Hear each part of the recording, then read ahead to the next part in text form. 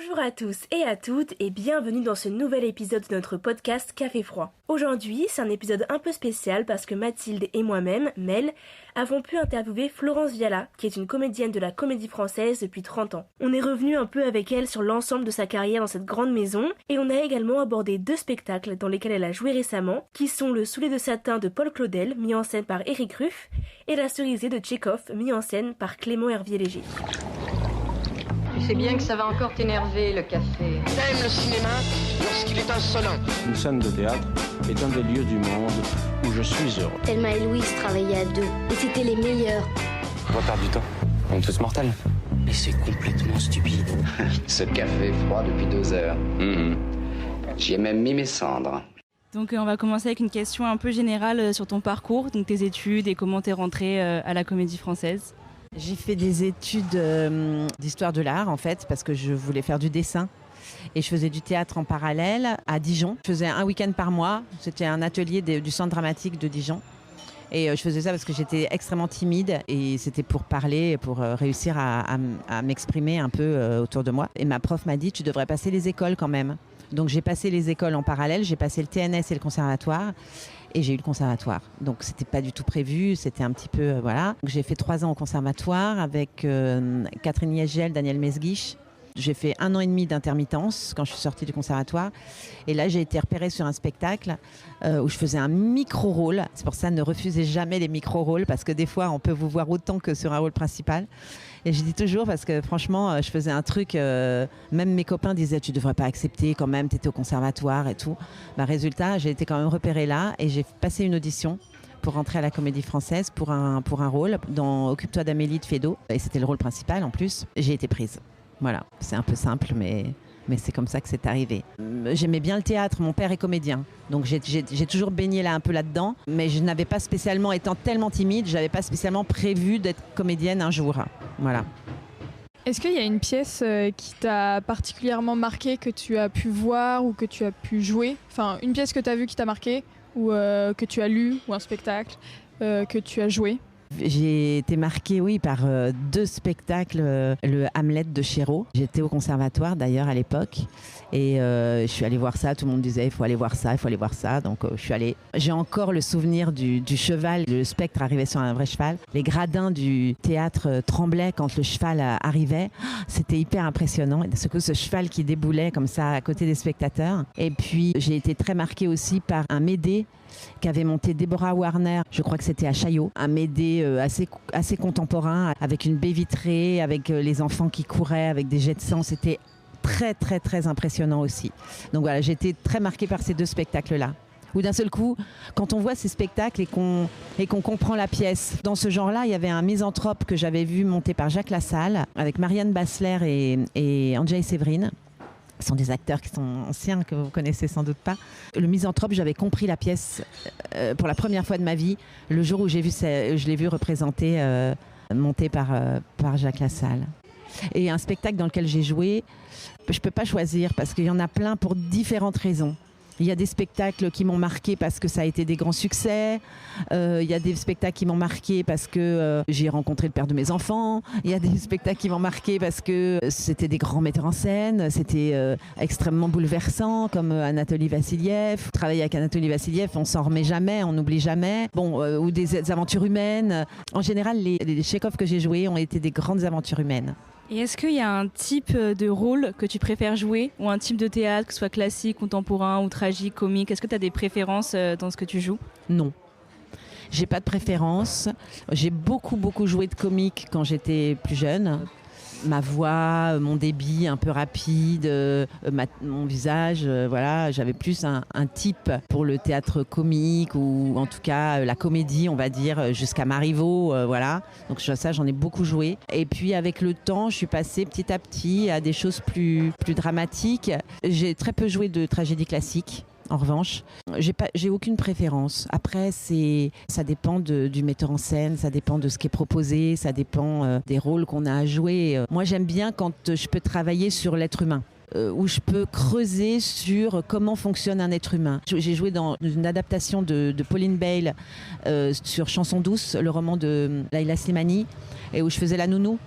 Donc là, c'est pas drôle du tout. Par exemple, j'ai adoré faire ça parce que comprendre pourquoi cette femme tuait ses 2 enfants, c'est passionnant. C'est un travail d'anthropologue, enfin, d'essayer de comprendre le fonctionnement de l'être humain, de pourquoi on réagit comme ça, pourquoi d'un seul coup un jour on tue ses enfants ou on tue quelqu'un, ou pourquoi ça arrive et on n'est pas forcément un horrible tueur depuis qu'on est né. Pourquoi ça vrille, pourquoi d'un seul coup on devient quelqu'un d'horrible, ou à l'inverse, pourquoi on ne se défend pas, voilà. Tout ça me passionne. Chez Tchekhov, c'est génial parce qu'il y a vraiment tout ça, il y a vraiment toute la complexité de l'être humain, le paradoxe des humains. Voilà, le paradoxe des humains me plaît beaucoup. Tu as une longue carrière en tant que comédienne dans le théâtre. Et est-ce que les autres métiers du théâtre t'intéressent ou uniquement tu préfères rester en tant qu'interprète Tous les métiers m'intéressent dans le sens où je les côtoie. C'est assez passionnant de voir comment un spectacle se fabrique. Il se fabrique avec tout le monde, pas que avec les acteurs. Maintenant, je pense pas que je puisse, non. Peut-être un jour la mise en scène, mais et encore que, parce que c'est quand même très compliqué d'être un bon metteur en scène. Donc il y en a déjà tellement des mauvais que je ne vais pas en rajouter à la liste. Donc peut-être ça. Mais sinon, dans tout ce qui est technique, tout ça, non. Il aurait fallu que je m'y prenne plus tôt. Comme j'étais dans le dessin et tout ça, ça aurait pu être éventuellement la scénographie, mais j'ai pas fait du tout d'architecture ou... Non, je crois pas. Je crois pas que je serais déjà très douée pour ça. Et pour rebondir là-dessus, sans parler des mauvais, est-ce qu'il y a des metteurs en scène qui te touchent particulièrement ? Bien sûr, il y a des metteurs en scène extraordinaires. J'ai eu la chance d'en rencontrer des extraordinaires, c'est-à-dire c'est des maîtres dans leur façon de travailler. Après, on peut ne pas aimer ce qu'ils font, mais quelqu'un comme Bob Wilson, on peut ne pas aimer les spectacles de Bob Wilson, mais c'est un maître dans son art à lui, quoi. C'est fascinant la façon dont il travaille. Donc je reviens à Anatoly Vassiliev, c'est fascinant comme il travaille. Alain Françon, c'est des gens qui ont développé toute une théorie sur la façon dont ils montent une œuvre, dont ils lisent un projet. Ou Julie Deliquet, avec qui j'ai beaucoup travaillé. Julie Deliquet est une maître dans son art à elle aussi. Il y en a plein, les gens avec qui j'ai travaillé là, Clément, Hervieux Léger, Eric Ruff, voilà, c'est des gens qui travaillent beaucoup, qui réfléchissent, qui savent exactement tout, pourquoi, et en même temps qui laissent l'acteur assez libre finalement. Parce que eux savent très très bien ce qu'ils veulent raconter. Donc ils vous font confiance dans ce chemin-là.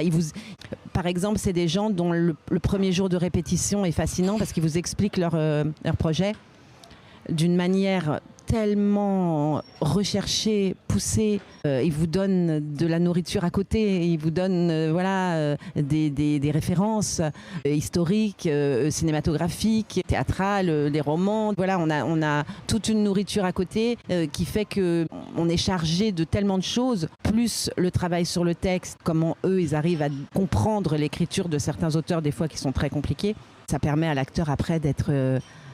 d'avoir juste à jouer et à se laisser faire par tout ça. Donc c'est des grands metteurs en scène. Mais bon, après, il y en a plein d'autres que j'ai pas rencontrés. Mais dans ceux que j'ai rencontrés, voilà, c'est les noms qui me viennent comme ça. Mais je pourrais dire, dans un très ancien temps, Jean-Paul Roussillon ou Roger Planchon étaient des maîtres de leur art à eux. Roger Planchon qui faisait un théâtre très social et Roussillon aussi, il faisait des théâtres très social, mais c'était une autre époque aussi. Il y en a encore d'autres qui ne me viennent pas forcément là tout de suite, mais c'est ceux qui me viennent en premier. Et tu es à la Comédie Française depuis longtemps du coup, et est-ce que tu as déjà pensé à aller faire des projets ailleurs ou tu es vraiment très attachée à cette maison-là ?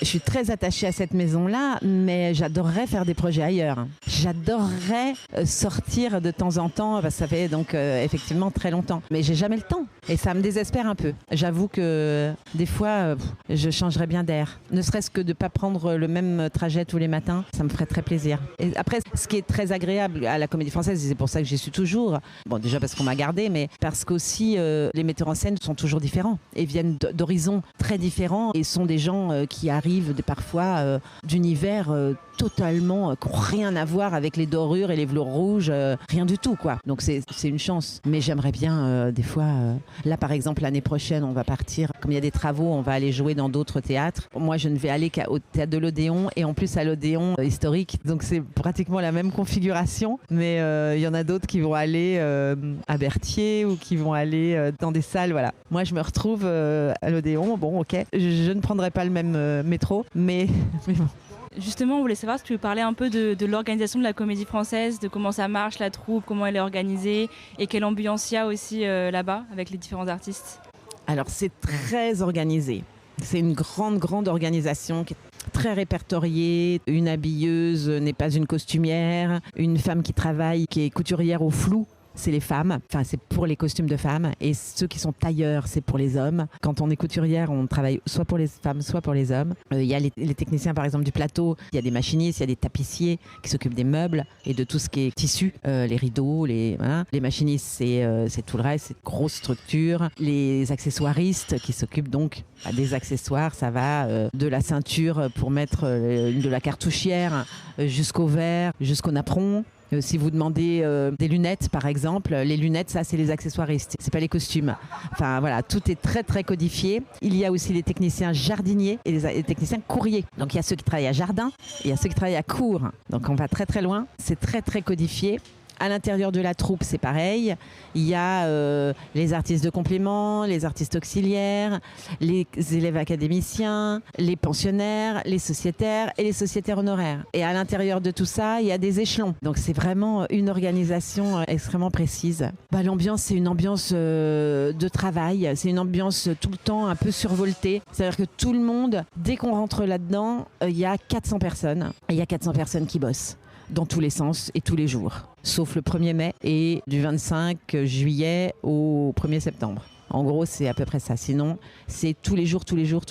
Il y a un spectacle tous les soirs, voire 2 le samedi et 2 le dimanche. Donc, il y a un démontage entre la répétition de l'après-midi au plateau et le spectacle du soir. Donc, ils démontent le spectacle de l'après-midi tous les jours.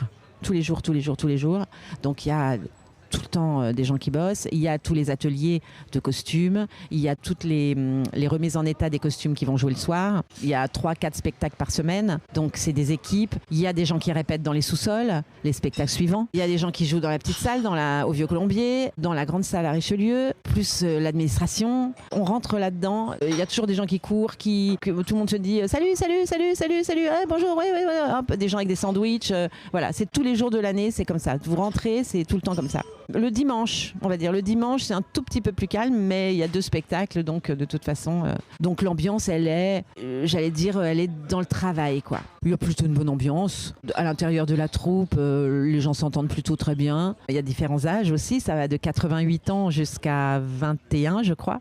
Donc ça, c'est la troupe. Donc à l'intérieur de la troupe, c'est vraiment, il y a tous les âges, donc avec tout ce que ça comporte. Voilà, les jeunes sont un peu plus ensemble parce qu'ils écoutent la même musique, parce qu'ils vont aux mêmes soirées, parce que voilà. Après, ça marche par spectacle aussi beaucoup. Il y a les équipes, dès qu'on joue avec des gens, c'est les gens que tu préfères. Et puis 3 mois après, tu es sur un autre spectacle, puis non, c'est eux que tu préfères. Et puis voilà. Et puis ça tourne. Il y a ceux avec qui tu n'as pas joué depuis 3-4 ans, et puis tu retrouves. Donc tu es très heureux de les retrouver. Puis il y a ceux avec qui tu joues tout le temps.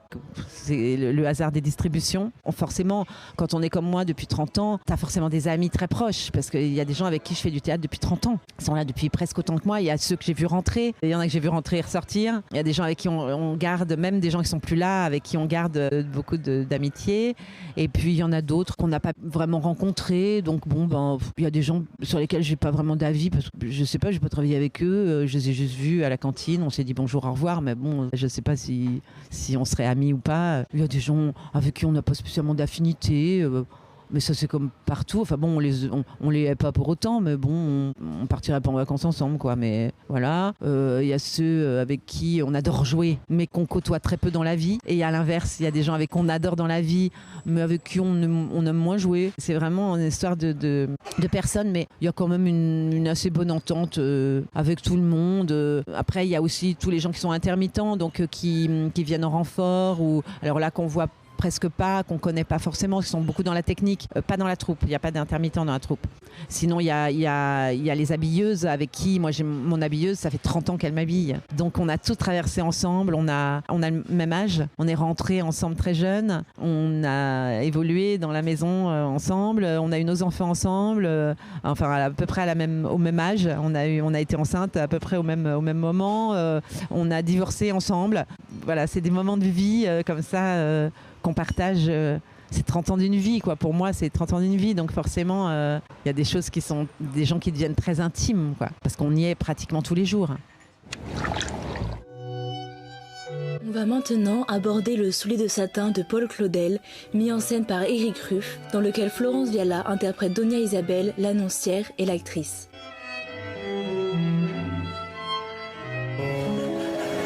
Le soulier de satin, action espagnole, en 4 journées. Que dirais-tu si je te demandais entre Dieu et Rodrigue de choisir? Tu es un pêcheur trop habile. Trop habile, pourquoi? Pour faire sans dire la question avant que la réponse soit prête.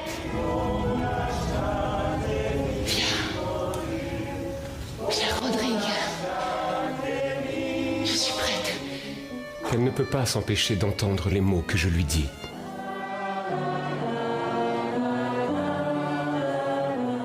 Œuvre monumentale de la littérature, du théâtre et pour le public, écrite de 1918 à 1923, Le soulier de satin n'est créé qu'en 1943 à la Comédie Française par Jean-Louis Barrault. Ce drame d'amour, en forme de traversée de 20 ans, construite en 4 journées, narre l'histoire de Rodrigue et Donia Prouez, épouse du gouverneur Don Pélage à l'époque des conquistadors et des navigations sur des mers plus ou moins connues. Au cœur de cette adaptation d'environ 7 heures, la joie sera le guide pour cette immense pièce de troupe. Donc là, on va passer au soulier de satin, donc le spectacle mis en scène par Éric Ruff. Comment se sont passées les répétitions sur un spectacle aussi colossal ? Alors on a répété très morcelé. On a commencé en septembre, à répéter en septembre, oui à peu près. Et on a commencé à jouer le 21 décembre. Donc c'était pas énorme le temps de répète. Et en sachant qu'on était tous sur d'autres spectacles. On jouait tous d'autres spectacles, voire on répétait d'autres spectacles qui allaient se jouer avant. Moi par exemple j'étais sur Le Suicidé, je répétais Le Suicidé. Et donc dès que je répétais plus Le Suicidé, j'étais appelée. Des fois c'était un jour par semaine. Je répétais Le soulier de satin. Donc on était censé avoir appris le texte en amont. Et puis on répétait très morcelé. Donc moi j'ai répété l'actrice de la dernière partie là.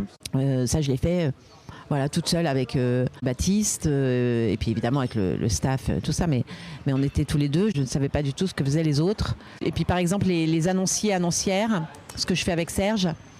Ça alors on l'a fait vraiment presque au dernier moment. On avait appris nos phrases, ce qu'on devait dire, tout le texte qu'on dit, mais ça on l'a fait au plateau. Donc on l'a vraiment fait, je vais dire les 15 derniers jours. Voilà, donc ça s'est répété vraiment comme ça, très, très morcelé. On a commencé par un travail à la table, beaucoup, parce que c'était quand même très complexe. Puis ensuite on a été dans une salle de répète, en plus qui n'a rien à voir, on n'avait pas du tout la passerelle, on n'avait pas du tout...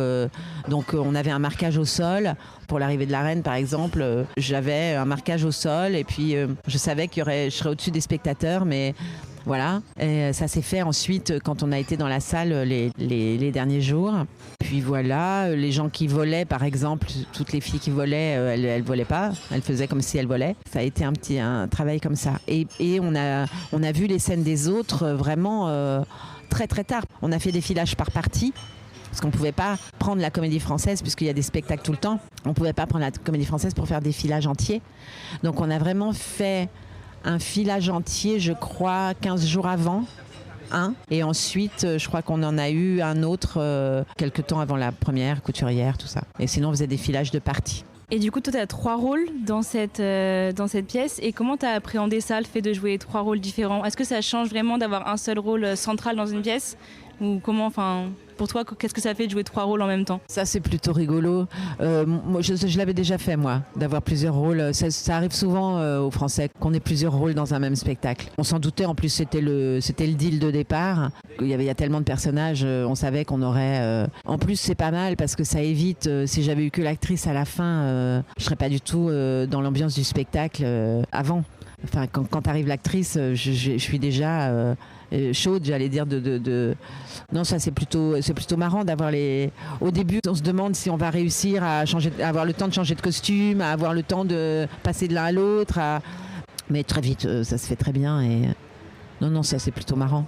Et puis quelque part au Français, c'est un peu ce qu'on fait tout le temps, parce que le lundi on joue la cerisée, le mardi on joue le suicidé, le mercredi on joue donc le soulier, donc on a déjà l'habitude de jouer plein de rôles différents en même temps, pas dans le même spectacle, mais dans la même semaine en tout cas. Donc non, ça va, c'est marrant. Et est-ce que vous pouvez nous décrire ce que c'est d'être mise en scène par Eric Ruff ? Alors, c'est pas facile. C'est quelqu'un qui fait du dessin, c'est quelqu'un qui est un artiste plasticien. Donc, en général, il dirige un petit peu comme ça. Il dirige par image. Il raconte les images qu'il voit, lui. Il fait assez peu de psychologie. C'est une très bonne ambiance. C'est pas du tout quelqu'un quand il dirige, en tout cas, pas du tout quelqu'un de cérébral ou voilà, il adore rigoler. Alors dès qu'on fait des trucs, il se marre. Même des fois, on lui dit, je vais pas faire ça. Il nous avait proposé, quand je fais l'actrice là avec Laurence Stocker, la scène avec Laurence Stocker, je sais plus, un moment, on rigole, on fait un truc et il dit, mais faites ça, faites les rats, faites les souris, faites les rats. Et il riait. Je dis, on va quand même pas faire ça. Si, faites les rats. Au bout d'un moment, on en a gardé un petit morceau, mais ça durait. Donc oui, c'est plutôt quelqu'un qui travaille sur les images. Il vous parle de votre costume beaucoup. Il vous parle de ce qu'il voudrait voir. Et après, c'est à vous de trouver votre chemin là-dedans. Mais il est plutôt très directif, très bienveillant. Pas directif dans le sens, il vous aide beaucoup. Mais il n'est pas du tout, par exemple, dans l'improvisation.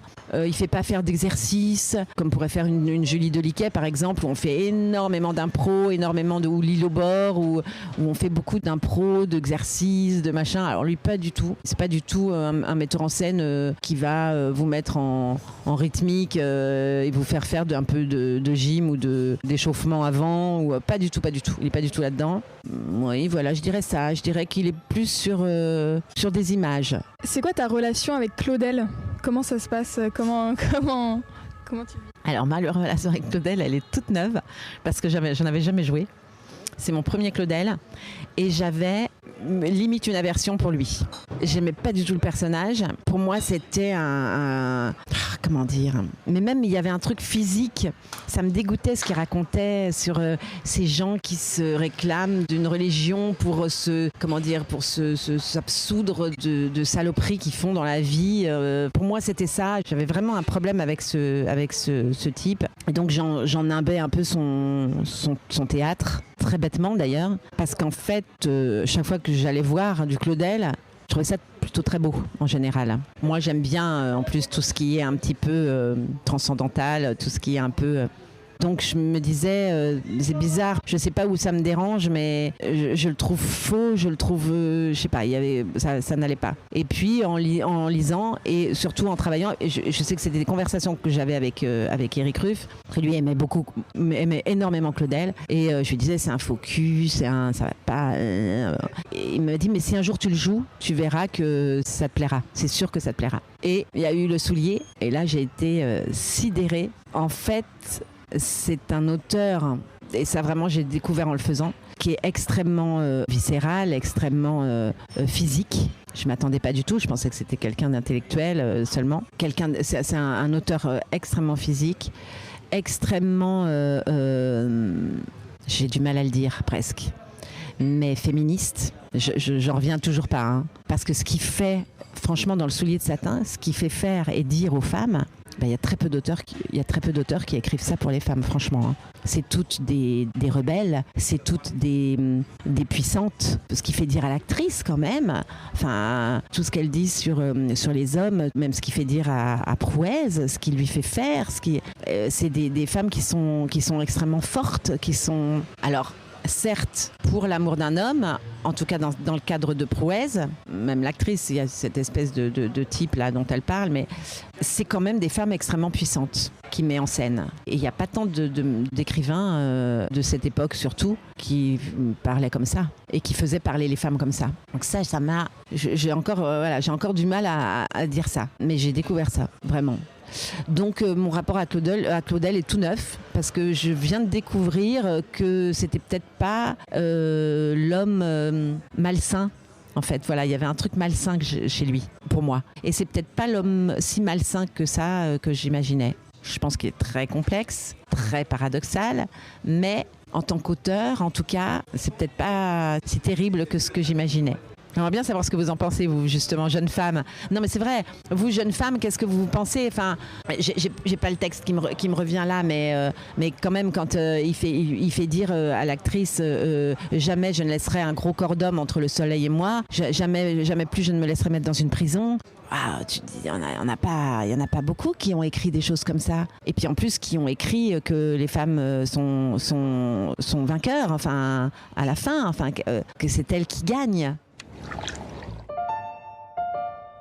On va maintenant aborder La Cerisée de Tchekhov, mis en scène par Clément Hervieux-Léger, dans lequel Florence Viala interprète Lyubiov, propriétaire de La Cerisée. Oh, cette cerisée, elle est éblouissante! Et ne sentez-vous pas dans chaque fruit de votre cerisée, dans chaque feuille, dans chaque tronc, des créatures humaines qui vous regardent? Mais c'est en chinois qu'on vous parle! Votre domaine, il est en vente! Et vous, comme si vous compreniez pas! Mais que pouvons-nous faire? Non! Avant, à nos balles, il y avait des généraux, des barons, des amiraux. Moi, je suis né ici! Et s'il faut décidément vendre, eh ben qu'on me vende avec La Cerisée! Acculé à la vente, Lyubiov, qui vient de rentrer de Paris, et les siens n'ont pas compris l'urgence de la situation. Les habitudes, comme les souvenirs d'enfance d'une classe aristocratique que tout semblait jusque-là épargner, les ont rendus incapables de clairvoyance, et ce malgré les mises en garde du marchand Lopakin, fils d'un ancien moujik qui rachètera finalement la propriété aux enchères.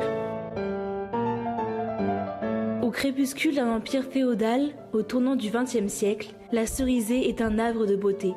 Tchekhov y cristallise les tiraillements de la fin d'une époque.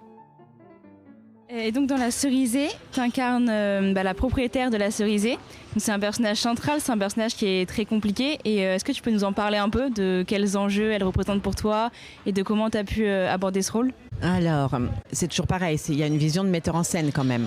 La vision de Clément Hervieux-Léger, c'était que Lyubov il disait, faut surtout pas la comparer à Arkadina, par exemple, dans La Mouette, qui a une figure comme ça de mère, etc., mais qui, elle, est une actrice. Donc, rien à voir. Lyubov, c'est une propriétaire terrienne. C'est pas une femme qui a vécu la grande vie, voilà. C'est une femme qui vient d'une province de Russie, qui va se retrouver à Paris dans un endroit un peu miteux. Cela joue un peu grande dame de temps en temps, mais c'est pas du tout une grande dame. Donc déjà, il voulait partir de là, et il voulait aussi raconter beaucoup avec elle et son frère, raconter l'enfance. Et comme si c'était des gens qui ne s'étaient jamais remis de leur enfance, qui étaient restés de grands enfants, et toujours restés dans un monde passé, un truc d'une autre époque, voilà, parce que ça corrobore un peu le moment de la pièce où c'est la dernière pièce de Tchekhov, où il envisage un petit peu, c'est un petit peu comme le mariage de Figaro de Beaumarchais, où Beaumarchais a été un peu visionnaire sur la Révolution française. Là, Tchekhov, il est un peu visionnaire sur la Révolution russe, parce qu'il fait parler comme ça à tout le monde, et quelques temps après, bon, il va mourir, mais quelques temps après sa mort, la Révolution va advenir. Donc, il voit un peu le moment où tous ces bourgeois, parce que c'est pas des aristocrates quand même, mais voilà, tous ces bourgeois un peu vont s'écrouler complètement et vont être avalés par la Révolution, plus les aristocrates bien sûr, mais tout le monde un petit peu artistique, etc. va disparaître. Donc il voulait raconter ça, raconter ces gens qui étaient restés comme ça, des vieux enfants. Il nous a parlé de vieux enfants très vite. Donc on est parti un peu là-dessus. On s'est accroché aussi au fait qu'on lui demande toujours si elle a pris ses médicaments. Donc on s'est dit que pourquoi elle prenait des médicaments. En même temps, elle a perdu son fils, donc il s'est noyé. Ça paraît logique. Elle prend des médicaments pour se calmer, d'angoisse ou de. Donc voilà, on est parti un petit peu à la recherche comme ça sur quelqu'un qui pourrait être un petit peu bipolaire ou voilà, ou en tout cas sous antidépresseurs ou bon, sans en faire une énormité, parce que ça raconte pas que ça. On voulait pas fermer les portes, mais en ouvrir. Tchekhov, dans ses notes, écrit que Liu Bof est un personnage qui sourit beaucoup. Je ne sais pas pourquoi. Il écrit ça. Il dit c'est une femme qui sourit beaucoup. Quand il le propose à son actrice, il lui dit n'oublie pas qu'elle sourit beaucoup. Donc on est parti de ça aussi, que c'était quelqu'un qui se plaignait pas, qui était plutôt dans je vois pas, tout va bien, tout se passe bien, voilà. Mais il fallait travailler les deux lignes en parallèle. Voilà, qu'est-ce qu'on a fait encore, sur quoi on a travaillé. Enfin moi, ça a été mes points d'accroche, par exemple. Le sourire que Tchekhov annonçait, l'enfance que Clément Hervieux-Léger voulait. Après, il y a tout le texte, l'histoire, etc. Mais ça a été mes points d'accroche. Et puis sur aussi les différences sociales. C'est-à-dire qu'elle estime que Lopakhin, c'était le fils d'un cerf, quoi. C'était un petit moujik, c'était le fils de... Elle l'envisage même pas dans son champ de vision. Au début, on jouait à ça beaucoup. Je le regarde pas, ça se voit pas. Mais je ne le regarde jamais dans les yeux. Loïc, je le regarde jamais. Pendant tout le premier acte, je parle à tout le monde. Je parle même à Pichik qui prend les médicaments là. À lui, je lui parle, je lui réponds tout ça. Et à Lopakhin, je lui parle comme ça, mais je le regarde jamais. Je le regarde que quand il dit c'est moi qui l'ai acheté. Et il y a que là que je le regarde et que je le vois vraiment. Sinon, je le vois pas. Il fait partie des meubles, il fait partie des trucs, quoi. Donc voilà, on a travaillé sur des choses comme ça, puis après sur des détails différents, mais ça a été un petit peu ces points d'accroche là. Je vous dis juste ce qui est en dehors de ce qui est écrit, mais après il y a tout ce qui est écrit. Et justement, même question, comment vous pouvez décrire être mis en scène par Clément Hervieux-Léger Pareil, Clément il travaille beaucoup dans le détail, il travaille beaucoup sur le texte. Énormément, un peu comme Alain Françon. C'est des gens qui sont très sur le texte. Donc on est beaucoup à la table au début. On est beaucoup sur ce qui est dit, sur ce qui est écrit. Pareil, pas d'impro, pas rien. On est vraiment sur qu'est-ce qui est marqué. Lui nous donne beaucoup d'informations à côté sur le contexte social, sur le contexte historique, sur voilà, il est très très très calé là-dessus et donc il nous nourrit beaucoup sur ces trucs-là. Et puis ensuite, il met en scène comme Eric, c'est-à-dire que c'est des gens qui mettent en scène, c'est-à-dire qu'ils vous disent, ils vous laissent jamais rentrer comme ça à l'improvisade. Ils vous disent jamais, tiens, rentre par là puis on verra. Jamais. Ils vous disent, alors tu ouvres la porte, tu vas à la chaise, tu allumes une cigarette, et tu prends ton verre ou tu prends ta tasse de thé. Ça fait déjà beaucoup d'action. Donc on n'est jamais sans rien faire. Et ensuite, il te dit, au moment où tu poses la cuillère, enfin c'était de cet ordre-là sur la maîtrisée, à quel moment je posais la cuillère. Alors après, moi je m'en servais et il me disait, tu poses la cuillère une fois qu'il a dit telle chose. Donc évidemment, moi je m'en servais ensuite pour dire, même si elle est comme ça, si elle jette la cuillère et qu'elle fait beaucoup de bruit, ça raconte quelque chose. Donc moi je me servais de son indication en me disant, s'il me fait poser la cuillère à ce moment-là, c'est qu'il y a une raison. Donc voilà, c'était beaucoup sur des petits détails comme ça. On a beaucoup travaillé ensuite sur des détails comme ça. Et puis sur les rapports entre les personnages, c'est vraiment un homme de détails. Votre position dans l'espace n'est jamais anodine. Jamais il vous dit tu peux tourner vaguement par là-bas. Non, il vous dit tu tournes autour de la table dans le sens des aiguilles d'une montre. Voilà, après... rien n'empêche pour vous de proposer et voilà, on n'est pas coincé dans un truc, hein. Mais en tout cas, ça vous laisse jamais perdu dans l'espace. Libre à vous de dire. Et là, si je peux essayer d'aller. Ah, bien sûr. Donc on essaye, mais il vous laisse jamais perdu dans l'espace. Le moment de l'enfant, quand elle voit, quand je le vois justement et que je vais à sa rencontre avant de crier, parce que d'un seul coup, elle se rappelle de la mort de son fils. C'était millimétré, et un jour je lui ai dit, il dit mais je sens que tu te retiens, tu te retiens et tout ça. Mais je me retiens. Je lui ai dit parce qu'en fait il faut qu'il y ait une deuxième personne qui me tienne parce que sinon j'ai l'impression que je vais te foutre par terre, quoi. Si j'y vais vraiment, tu vas être KO. Parce qu'en plus c'est pas gros Clément, donc je lui ai dit je sens que si j'y vais vraiment je te fous par terre. Donc il a dit mais bien sûr on va faire venir quelqu'un. Donc il y a Julien qui est venu, donc après ils étaient à deux à me tenir et là je pouvais faire ce que je voulais. Donc il est ouvert si on a besoin d'aide, il est là, quoi. Mais c'est toujours quelque chose d'extrêmement précis, extrêmement précis. Et bah, comme avec Claudel, ton rapport à Tchekhov, parce que j'ai l'impression que c'est un théâtre du coup où les personnages parlent beaucoup, mais où il n'y a pas forcément tant d'action. Et je me demandais un peu comment on insuffle de la vie là-dedans, comment on maintient le spectateur et quel rythme en fait faut créer dans du Tchekhov qui est quand même assez psychologique des fois. Bah, moi, Tchekhov, c'est un peu mon chouchou. Hein. Il décrit l'être humain vraiment comme personne. Il décrit l'être humain par des tout petits détails. Et il décrit l'être humain par tout ce qu'il trahit. Donc, c'est des gens qui parlent beaucoup, mais qui ne disent jamais finalement ce qu'ils voudraient dire. Qui parlent d'autre chose parce qu'eux-mêmes sont englobés dans une difficulté à dire ce qu'ils voudraient vraiment dire. C'est toujours un truc à tiroir. On a beau le jouer. J'ai joué Les Trois Sœurs très longtemps, j'ai joué Vania, j'ai joué La Cerisay 2 fois. Et on découvre encore des trucs. C'est comme les poupées russes, quoi. Il y en a toujours une à l'intérieur. On se dit c'est pas possible, il y a encore ça, mais bien sûr, mais on peut encore chercher. Et c'est comme dans les êtres humains. Je vous vois, je peux décrire qui vous êtes. Même moi, vous me voyez, vous dites ah oui, elle doit être un peu comme ci, comme ça et tout ça. Puis petit à petit, on s'aperçoit que non. Puis sur un mot, on se dit ah tiens, c'est bizarre, j'aurais pas pensé. Puis ça creuse. C'est infini. C'est comme les cellules, on ne pourra jamais les compter. On pourra jamais compter. Le nombre de globules qu'on a à l'intérieur. Enfin, c'est sans fin, c'est l'infiniment petit de l'être humain. Et on raconte tous ces petits détails qui ont l'air de rien. Et finalement, de tous ces petits détails qui ont l'air de rien, on creuse au plus profond et au plus intime.